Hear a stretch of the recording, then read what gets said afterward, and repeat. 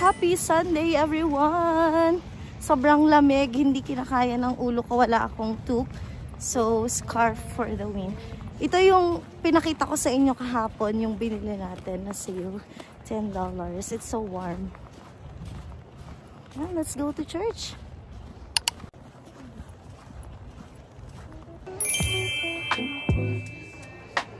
We're out for lunch. Anong pangalan ng square na to? Di ba dinagnagan na? Let's go! Punta kami sa Chopsticks. It's a Filipino restaurant. This is it. Chopsticks. Filipino restaurant. Si binibining chopsticks. Yema sila guys. I want the yema. Hi everyone! Mag-order na tayo dito sa Chopsticks. First time lang namin pumunta dito and feeling ko lahat naman dito ngayon ay Pinoy dahil nga this is a Filipino restaurant. Dito siya sa Unit 5, 17th Avenue Southeast. Sa McLeod guys. Punta kayo. Excited ng mga person. Nakakamiss kasi yung mga pagkain natin din sa Pinas na hindi namin maluto sa bahay. Sobrang lawak niya. Parang siya sa sa Baguio, yung Good Shepherd ba yun? Yung famous na kainan sa Baguio. Parang ganun yung vibes niya. Crispy pata. Regular lang po yung available. Crispy pata. Okay lang po. And sizzling pork sisig.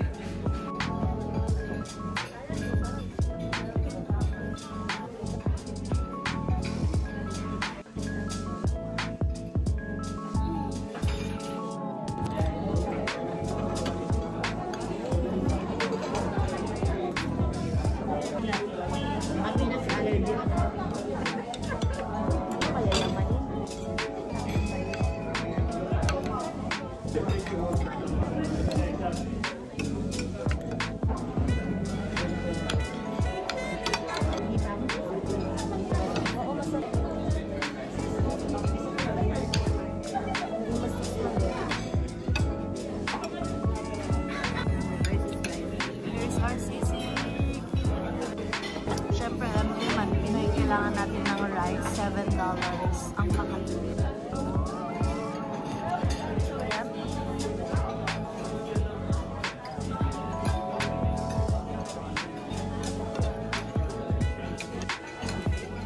Crispy pata.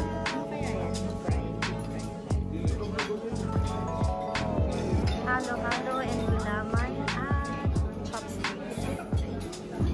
See that, guys?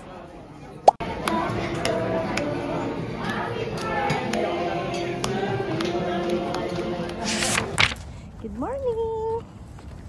Pasok tayo ng school today. Meron na ulit akong quiz. Quiz malala, lagi na lang. Char! Siyempre, estudyante.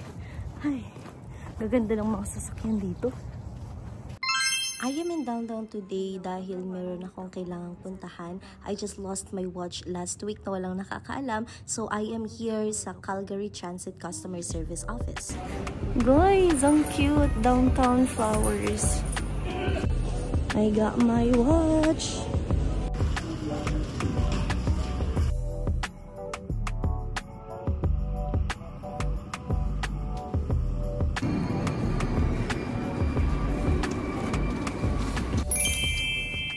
Ang dami ko nang ganap for today. So, morning pumunta akong school. After school pumunta ako sa customer service ng Calgary Transit to get my watch. Tapos after nun, dumiretso ako kay Tita. And now, I am heading to my work. Diba? Ang productive naman ng Monday na to. Hi, Lucho! Grabe yung kilig ko, guys. Kasi naman, 6 PM na. Tapos ganito kaliwanag.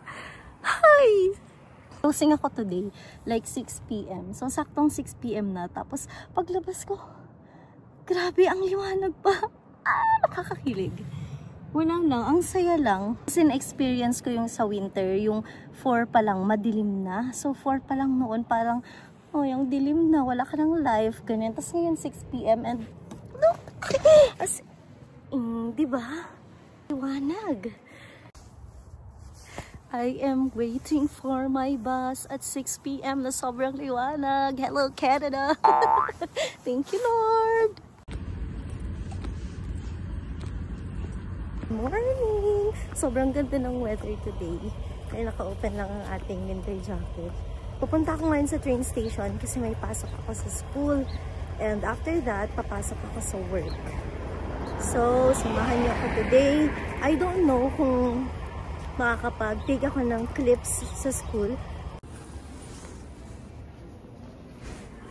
So, agency is as simple as that. When someone does something on behalf of someone else.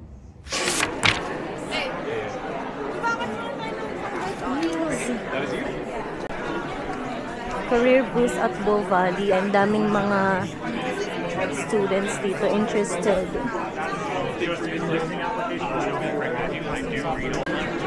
What else? Guys, hindi ko na video yung usapan namin. Yeah, I have it online. You have it online? I am currently working right now.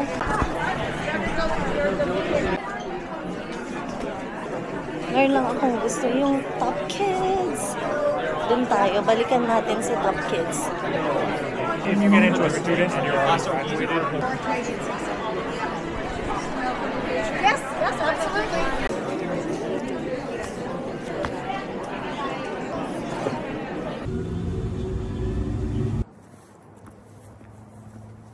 Ngiting nilagpas nung bus driver sa bus stop. Nahiya ko pero sabi ko na, sorry. Tapos nag-gets na. So yun. Happy first day of spring! Hi! Happy first day of spring! My friends! This is our 3rd season dito sa Canada. Thank you, Lord, sa grace mo. Grabe. Napakabuti ni Lord. Dami niyang ginagawa sa buhay natin dito. Nakaka-positive lang na officially tapos na yung winter. So pangatlong season na natin. And ang dami kong gustong ipagpasalamat talaga sa Panginoon. Mga bagay na ginawa niya at patuloy niyang ginagawa sa life ko here. Hi! By the way, this is snow. Ay, spring na! Excited ako na green na yung mga grass na madadaanan ko. Huy! Day 1 pa lang ng spring, girl.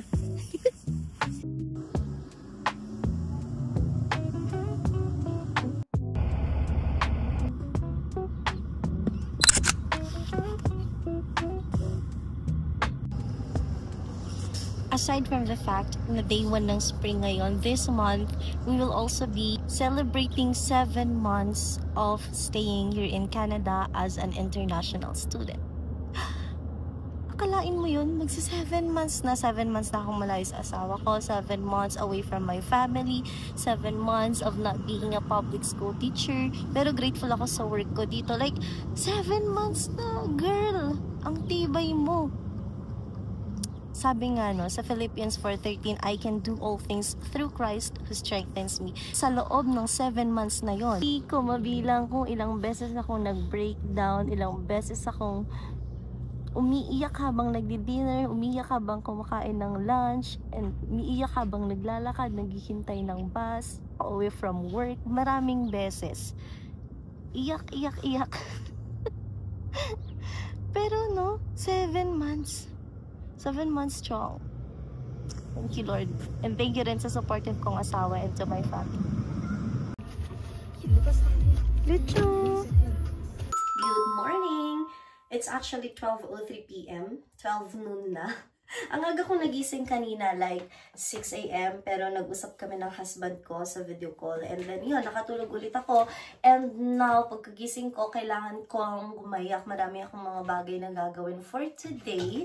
Like school and yung work. Kasi meron akong interesting na balita tungkol sa work ko. But not in this vlog.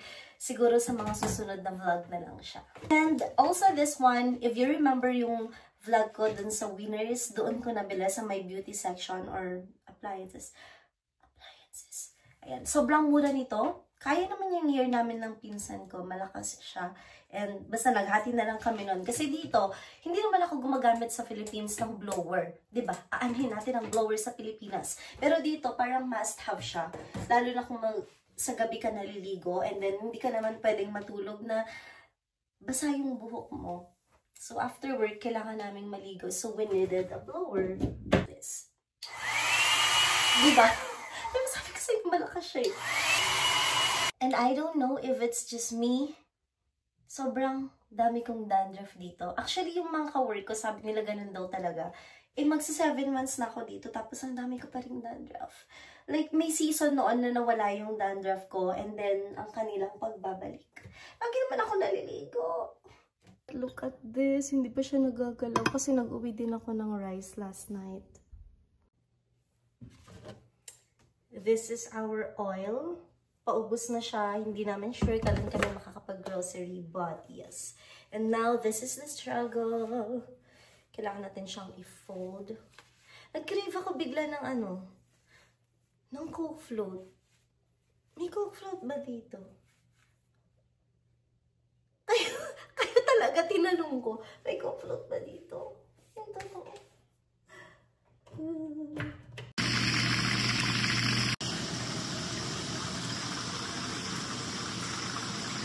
Struggle is real. Yung gutom ka na tapos makastart pa lang.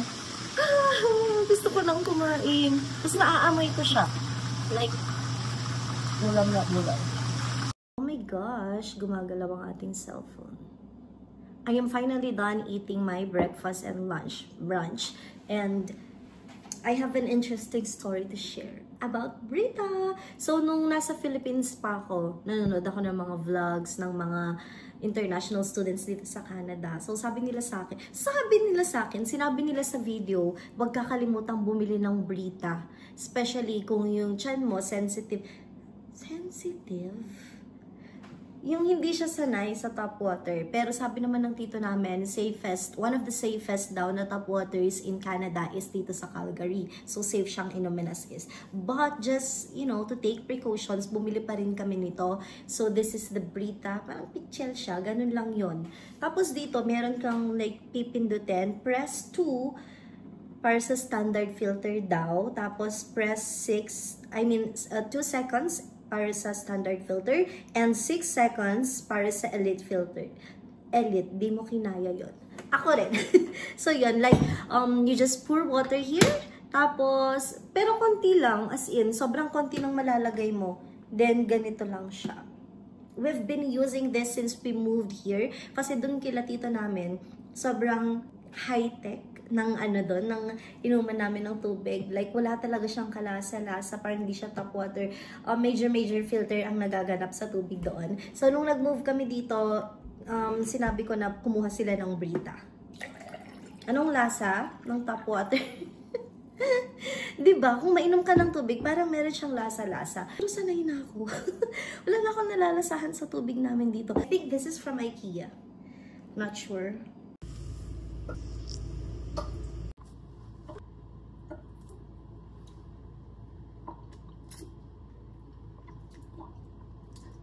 Asim.